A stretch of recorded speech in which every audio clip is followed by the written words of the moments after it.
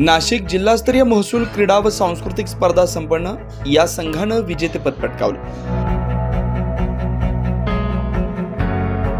जिल्हास्तरीय महसूल क्रीडा व सांस्कृतिक स्पर्धेचं आयोजन नाशिक शहरात नुकतंच करण्यात आलं होतं। या स्पर्धेत क्रिकेट, कबड्डी, खो खो, थ्रोबॉल अशा विविध प्रकारच्या स्पर्धा घेण्यात आल्या।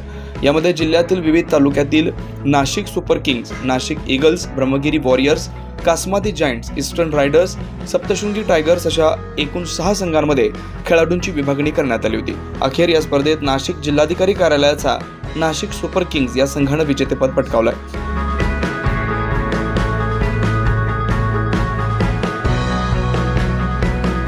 9 न्यूज महाराष्ट्रासाठी प्रतिनिधी वैभव घुगे, नाशिक।